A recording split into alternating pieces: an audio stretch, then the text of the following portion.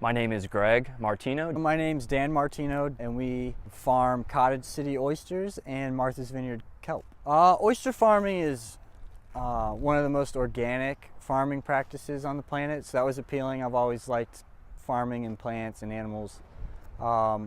It's an occupation that you can make good money at, and it's also an occupation that's bettering the environment. And for every 500,000 oysters that we can get rid of, we're sequestering 4 tons of carbon in those shells. So which isn't a lot, but it is something. So our oysters are different because they live in the water 99% of their life. The only time they come out of the water is when we're cleaning them or tumbling them or when we're harvesting them. What I think where we're unique is one, we're an open ocean. Our parts per thousand of salt is 32 ppt. If you were to go drink the salt water out in the middle of the oceans, it's about 34 ppt. So you get a really nice salty taste to it. Additionally, we have a lot of turbulence in our area. That allows just more food, more flow. It naturally tumbles the oysters in the water, so it provides a nice shape for them. And our water column is actually really clean because of that flushing.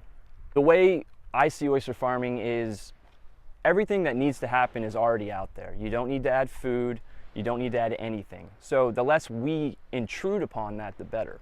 The farm, we've been wanting to grow seaweed, and we've been working with the local Martha's Vineyard Shellfish Group to do a research grant on the feasibility of growing seaweed. Is it possible? How do you do it? Is there a market for it? And over the last 2 years, we've had some positive results with the experimental research aspects. And so we, working with the DMF, applied for a permit, the first commercial permit in the state to actually grow the seaweed. And it was because of the positive success we've had with our research that's allowed us to really, I think, move forward and get the first commercial permit. I think polyculture is the future. You don't ever want to put all your eggs in one basket per se. So not only is it good for a business, it's also good for the products themselves.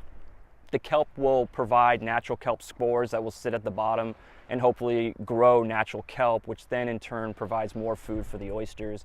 It's cleaning the water, it's making the food taste better. And that's what our ultimate goal is. So not only is it a winter crop that substitutes for oysters when the oysters are dormant, you're also providing that additional benefit to all the products into your area to create a more established ecosystem. What we're trying to do is have a benefit with our farm, but also show that, as young entrepreneurs, you can have businesses that are also green. You can make impacts, you can provide food and provide jobs in a very green way. And those are just the smarter choices to take.